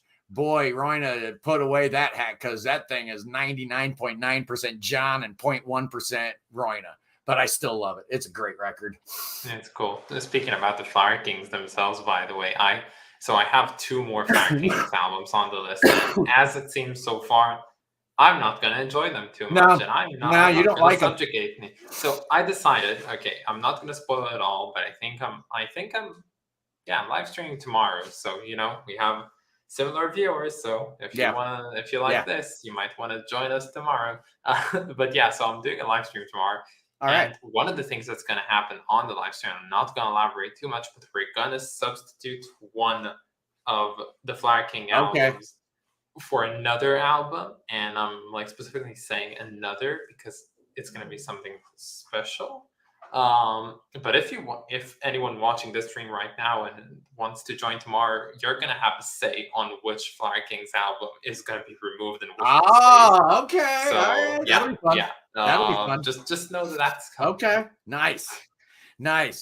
Yeah, Zeb is talking about the fact that Progeny, which I got the CD. It's a box set of 7 shows in 1972 on the Close to the Edge tour, Alan White's first tour with the band, and these 7 shows from 72, and they put them out with all new Roger Dean artwork. A really great package. There was like an abbreviated version that came out on vinyl, but apparently the whole thing is coming out as a 21 disc vinyl box set. And, if you want to hear Yes at their absolute most raw with all kinds of mistakes in the Greensboro show, Steve Howe gets completely lost during the intro to Close to the Edge. He doesn't know where he's at. It's so great because you can almost hear him straining to hear what Chris is doing, because I know he's using Chris as his guide, and he just totally gets lost. It's amazing. And then during the Toronto show, Rick Wakeman's Mellotron is picking up a Toronto FM radio station right in the middle of a song. Yeah, it's terrible. The sound quality is absolutely awful on some of these shows, but who cares, man? This was Yes in 1972 and all their raw power, and oh my goodness, the young man energy coming off that stage. Yes was just monstrous. They were angry. They sounded dangerous. They just sounded dangerous. And now you listen to him, and Steve wants all his tones to be so nice and perfect and clean. And we don't even run through regular amps. We use a line 6 that can model the amps and model. I don't want that, man. I want to hear some fury. I want to hear some danger. And early Yes had it, man. So I am excited about that box set because I'm looking at the Roger Dean paintings. Wow. I didn't know about it, but the Roger Dean paintings just look so good, so incredibly good. Oh yeah, there's some great stuff. Yeah, Roger. Somebody wants a link to your channel. I'll certainly put that in the description when we're done. What Naomi's? What? Samu Saran 311. Naomi's 365 days of prom. Yeah, it's pretty easy to find you. Yeah, just write down. Do you ever do that? Do you ever go in the search and hit 3 and then hit 6 and see how long it takes for you to pop up? Actually, I don't think I've done so. It would be a while, honestly. My channel is too obscure for that. I am so vain. I do that all the time. The first thing you got to do is put it in incognito mode. Otherwise, it'll know it's you, and if you hit 3, it'll pop up 365 days of prog automatically. So I put it in incognito mode, and it just sparked my interest. P-R. And I want to see how many letters it takes for the Prog Corner to pop up.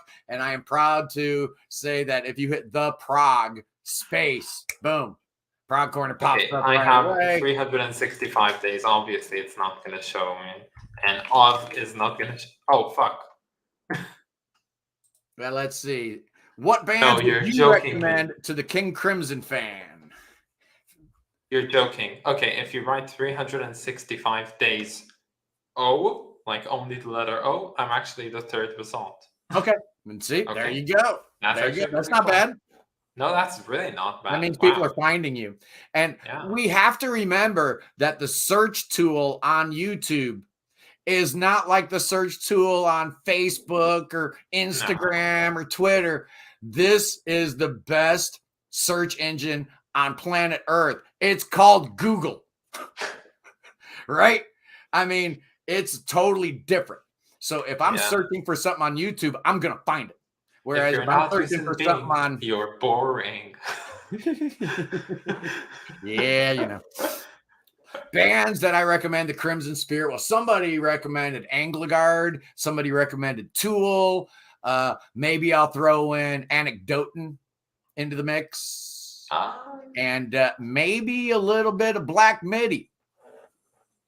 When it comes to the Crimson Spirit. Which I just got the vinyl yesterday, Naomi. Got it. It looks amazing. It looks so good. Let's open it up, shall we? You want to crack it open? Yeah. Let's crack open this brand new piece of vinyl. We're cracking a cold one for the boys. That's how you do it right there. Quality content. All right.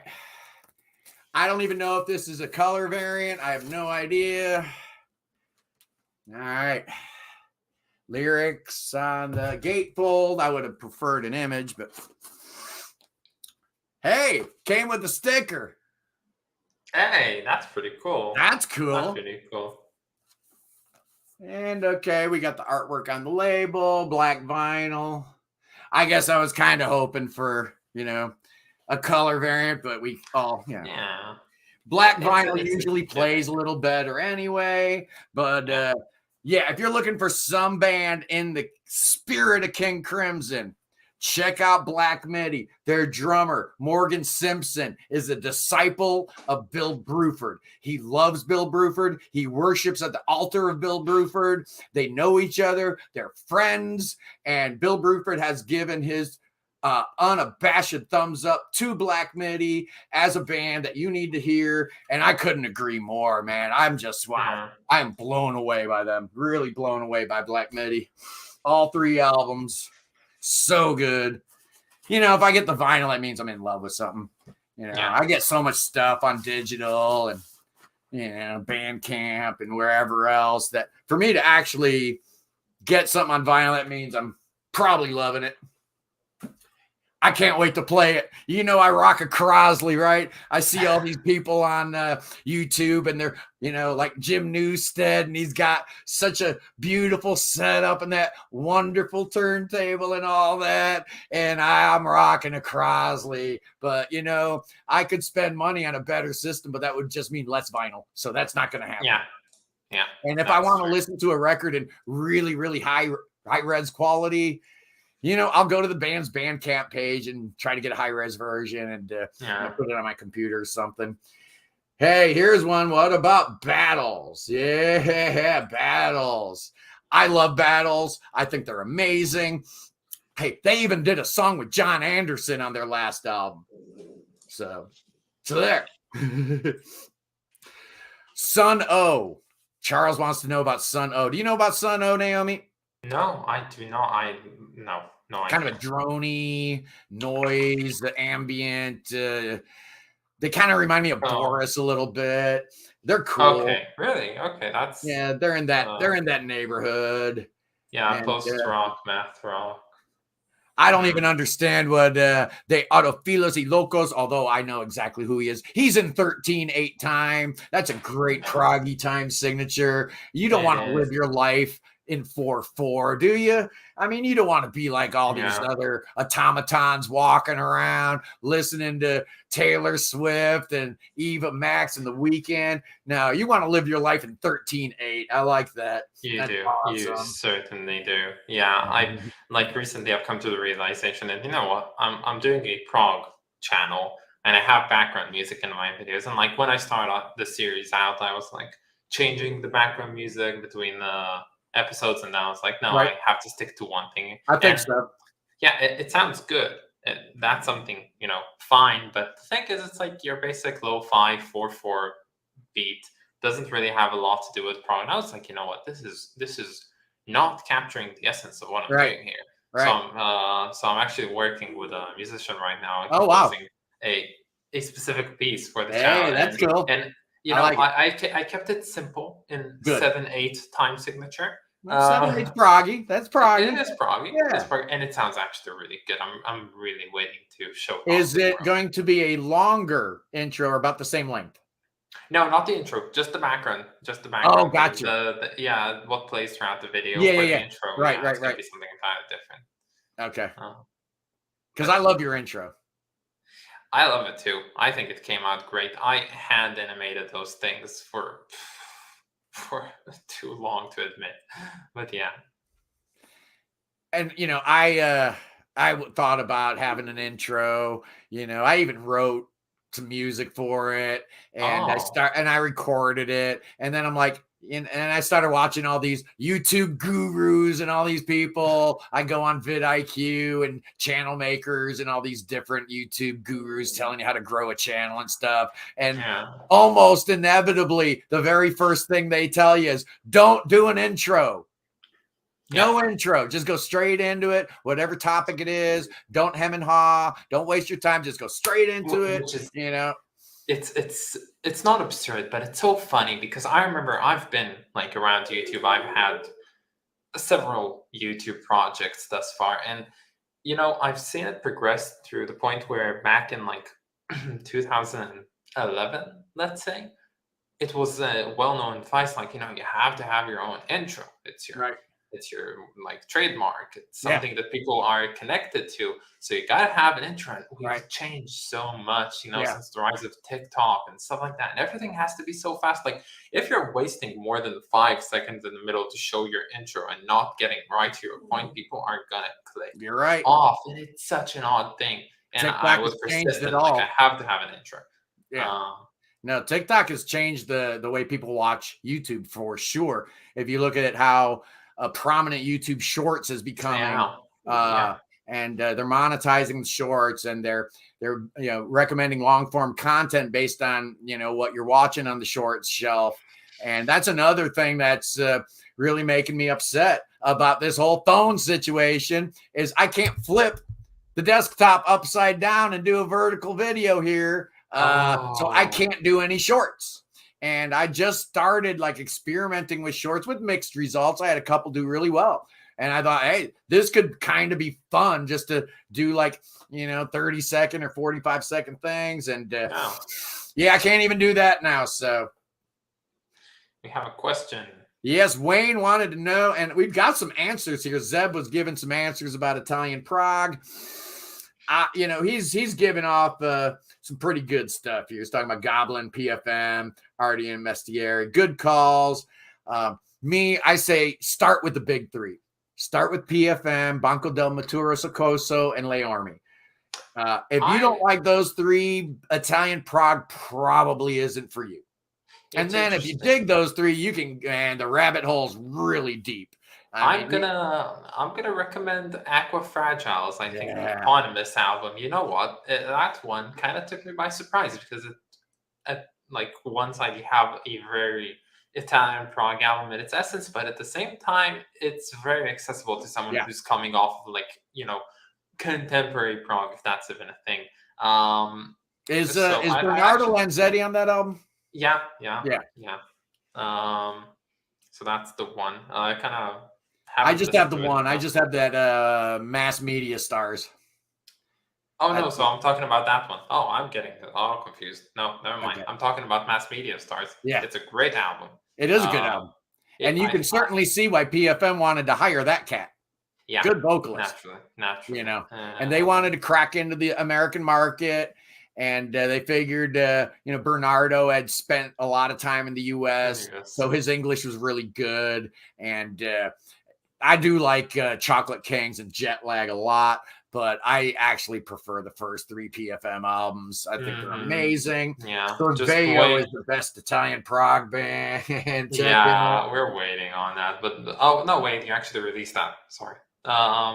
But Wayne, whatever you do, don't listen to the English version of Filone Serona. Just or any of them, to be honest. Yeah, honestly, I don't know what people find in like what's it called, Pictures of Ghosts or stuff like that. I don't know. The original is way better. So much better. And as a kid, I refused to listen to Storia in un Minuto or Per Inimico because they were in Italian.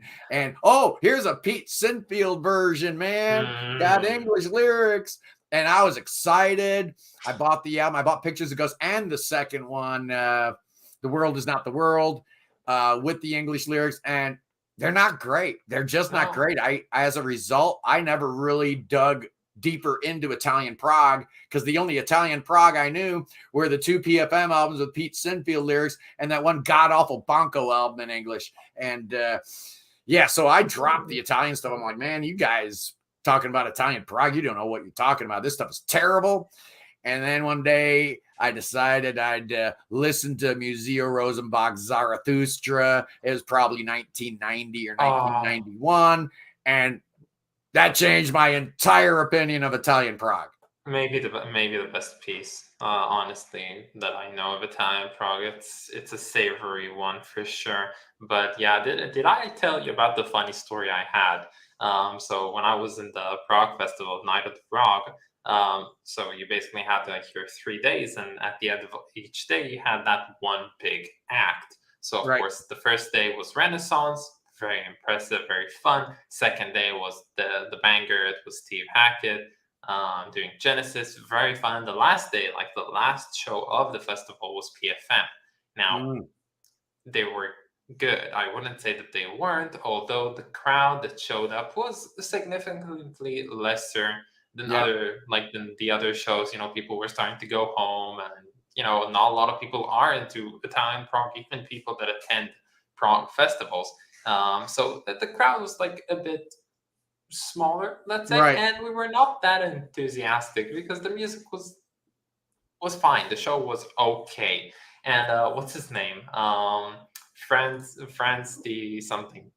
The Cioccio, something like that. So he was the drummer, low-key getting like passive aggressive mad at the crowd, not being that hyped about it, that at some point he just kind of like got off his drum set and was like, clap, why aren't you clapping? Clap. Wow. And it was such an odd thing because the show was fine, but it wasn't. Well, to the audience's defense here, by that point in time, PFM had not put out a great record in decades. Yeah. I Dream of Electric Sheep is a pretty good record that came out last year. They played a lot of it, but they didn't play like some of the classics. We didn't get to listen to not Per Inimico, the one piece, the very popular one. Jeez. Celebrate. No, they actually did play Celebrate as like some sort of an anchor, but they didn't have time, so they didn't really go off stage even. It was kind of weird. No, that other one. Crap. You know what I'm talking about. The one from Per Inimico. I probably do. Generalissimo. They're Italian titles, man. I have a hard time remembering. No, okay. You just read the next comment and I'm gonna find the name. Yeah, you do that. Yep. Io sono nato libero. They're talking about that one, Naomi. You and I know a little something about that. We did a collab video where we reviewed that fantastic record. Another one is Latte Miele's Papillon. I like that one a lot. Inferno by Metamorphosis, fantastic. That keyboard player in Metamorphosis is just disgusting. He's so good. So good. And then we got some more suggestions here. Oh, yeah. Quella Vecchia Loconda. Actually, both Quella Vecchia Loconda albums to me are 10 out of 10. Love them. So good. Fantastic stuff. E-Festa. Well, that's celebrating. Yeah. We called it Celebrate in the U.S. Yeah, I know it's Celebrate, but no, I was talking about the Opera and Paul. Yes. One. Okay. Yeah. Okay. Yeah, Yeah, very that's a good good one. But yeah, so they tried their best to break into the US market. It was the thing all the prog bands wanted to do in the 70s. They didn't want to play in their native countries. They wanted to all come to the US and be just like Yes or Jethro Tull, where they were like little nobodies in their home country, and then they come to the US and they come back big old superstars. Yeah. It didn't happen for PFM, sadly enough. Manticore didn't have the kind of pull. They didn't have the kind of, weight to really do a whole lot more than just to put them on, bills as an opening act and send them out. But that wasn't going to break them, unfortunately. I don't think anything could have broken those Italian bands. Singing in English wasn't good enough. You needed something else. No. Jim wants to know if we can do this every day. We can do this every day. Naturally, I wish. I'm just having like a bit of free time right now. I'm supposed to work on writing scripts. I'm supposed to work on writing the script for episode 300. I'm doing a 300 episode. I can't believe I've just reached 500 subscribers. You know what that means? Just do the same thing all over again, and I'll have a community tab. Yeah, it took me like a week to get, after I hit 500, I think I got that community tab like 6 or 7 days later. It's a good thing to have. I like it. Yeah, it's really, I'm waiting for it so much. Jeff is right. The Scott and Naomi show definitely works. I like it. I'll start making an intro for it right now.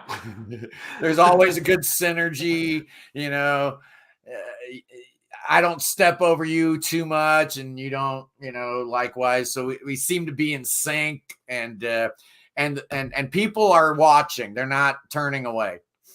Apparently, yeah. Whoever's on this live stream, they're actually staying on the live stream. So that's a good sign. That's good. I can tell. I'm new to these live streams. I've only been doing them since my phone's been in Apple jail. But one thing that I have noticed is that when I'm feeling a certain kind of way and I start going on my little rampage, my little rant, and my voice gets all loud, and I start doing this with my hands, the numbers go up. And as soon as I revert back to, oh, poor me, Apple's doing me so wrong, it'll just plummet right back down to earth. So you see, another conquest. Yeah. So I have definitely learned that the personality is everything. You don't want to be watching or listening to somebody that boring you to tears. And that's the problem I have with a whole lot of YouTubers. Not going to mention any names, but if I want to be put to sleep, I'll go check out an ASMR channel. Yeah, there's so many. I don't know. There's so many nowadays. Oh, I don't get it. I honestly don't. Like, people who like it, that's fine. I know. I was hoping you could help me out with that, being a generational thing. ASMR, I guess. I don't know. Okay. Once things pick up and both your channels get bigger, y'all should have a Scott and Naomi Discord so we can all nerd out. Yeah, honestly, the one positive thing that's come out of this live stream, y'all, and for those of you who been here for the full 2 hours, the way this thing started with me crying and acting like a little spoiled baby. But the one good thing that did come out of this is the primary reason I wanted to do a live stream today, Naomi, was to let folks know about how, terrible this whole situation has been with Apple. But secondly, and probably more importantly, was just to try to formulate in my own brain what in the world I'm going to do for 28 days. Because I still don't know, but something tells me that the great Naomi from 365 Days of Prog might be a party to that somehow, some way. So I appreciate it. Honestly, if my phone breaks or locks or stuff like that, I'm gonna find an original Nokia. Yeah, and gonna buy that. Yeah. It doesn't lock. It doesn't do any of that. Yeah. It doesn't break. It has the best version of Snake on it. I Oh don't know yeah. why. Oh, I love that Nokia Snake. You're right. You're right. Yeah, I miss my old Nokia. I miss my old Motorola Razor. Remember those? The last cool flip phone, Mhm. but now that I'm feeling all these kind of ways about Apple, I'm kind of looking around and it's like a married man looking at other chicks, Yeah. For all these years I didn't allow myself, don't look at the Pixel phone. But now my eyes are open. I'm looking around, and boy, that Google Pixel 7 is looking mighty sweet to me. It does. It does. I think I am 100% done with Apple, regardless of how this thing turns out, regardless of how the disposition ends up. It's just not fun, and I live my life to have fun. I'm not a big thinker, I don't have big plans, I don't have an empire to run. I'm just a little guy with a YouTube channel listening to prog music, and I don't want to feel bad, I want to feel good. I don't want to wake up in the morning with all these worries and all this stress and, oh no, is Apple going to give me my phone back today? Or I don't want to live like that. I'm not going to live like that. So we're gonna figure something out. So you brought up this comment by Stellar Conquest. They absolutely okay. This might not have a bit of context right here, but Zoma Oven by Novalis. So they recommended it in my last live stream, and I didn't listen to it because it was way too long. But I 7 minutes or less, right? Yeah, but I actually went ahead and listened to the entire thing afterwards, and I have to say, yeah, it's good actually to give you an update on that. Do you know that one, by the way, Scott? Yeah. Okay, so it's a very interesting one. Kind of really didn't have enough time to really listen to it and get to experience that as a whole. But that one piece, the last one, very very good. Kind of going in the same mindset that I have when I listen to most prog albums in the terms of what I like. But I'll have to admit that I didn't give it enough attention. Quite good, but a very promising album. But again, wouldn't be listening to it on live stream. It's so long. Yeah. Oh yeah, but a that's very a solid good record, recommendation. Very classical in a Yeah. way. I was surprised, like so a lot of people would define prog as, of course, being a derivative of rock music, but then also of psychedelia, blues, jazz. But for some reason, often we don't speak about the classical influences, and that's one of the reasons why I love bands like ELP and stuff like that, because I Right. believe that the main inspiration that, at least for me, consists of good prog is if it's well inspired by classical music. Well, I used to, back in the day, before the word prog came, I didn't know progressive rock. We were trying to think of names for all these bands that we liked, right? And art rock was thrown around sometimes. I did hear progressive rock at some point, but a lot of my friends were calling it classical rock. And it never really fit, but you think about ELP and Yes, I there's enough classical influence there that it does kind of make sense for a certain percentage of prog bands. But I'm with you. If it doesn't have a classical element to it, I have a hard time defining it as prog. Yeah, that's why. And I know that's probably not right, because prog can be so many different flavors and shapes, but to me, that is the essential, and it's probably from the origin story. I grew up listening to Yes and Genesis and ELP, so I kind of want that in my prog. People that won't really necessarily say it out loud, if you love what Rick Wakeman was doing on the Yes albums, you're very much influenced, by classical motifs and stuff like that. And there's a reason why The Six Wives of Henry VIII is such a great album, at least to me, because it combines the two worlds in a stellar way. Such a good album. I'm listening to it so often. Like nowadays, I'm sort of starting to develop a newfound love to it, because I loved it back then, but I kind of didn't come back to it, and now I'm coming back to it way more often. And again, if I come back to an album this year, it means that it has to be good, because you've got a lot of other stuff to listen to. Yeah, no, honestly. And like May by Ekelin, that one caught me off. With my surprise. I don't know how do I manage to listen to this one every other day, basically, to the Right. 4-minute album, to the 50-minute album, and then also listen to other stuff. I'm with you. I absolutely adore the Six Wives of Henry VIII. I think Rick's done a lot of great albums over the years, but you could make a real strong case that he never topped that.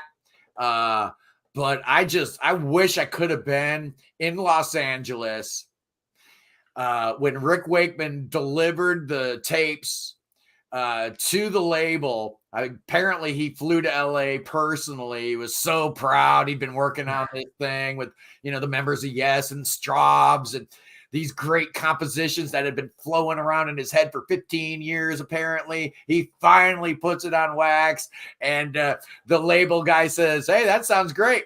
Come back when you got the vocals." That sounds like Tubular Bells all over again. Yeah, they did not want to release it. They didn't want anything to do with it. They did not see a future for an album of instrumental keyboard music.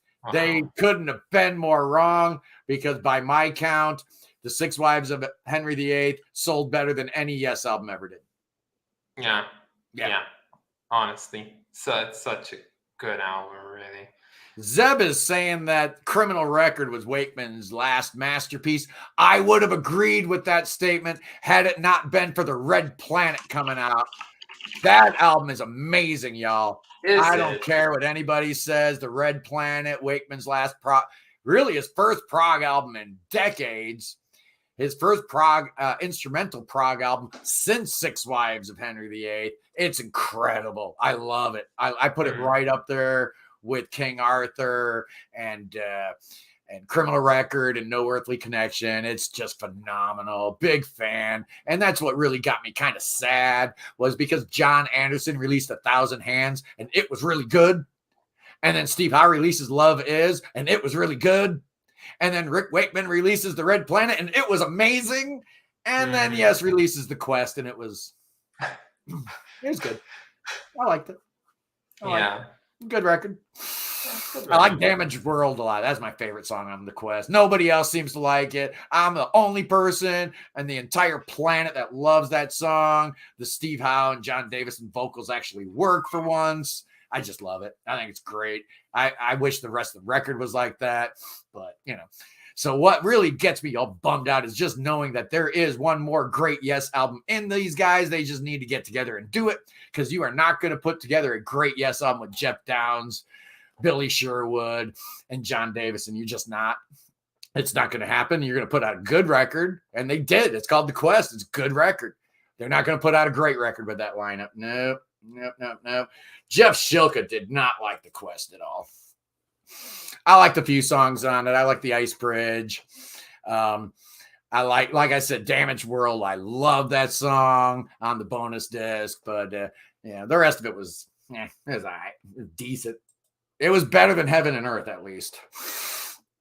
Yeah, they needed to edit it down a little bit.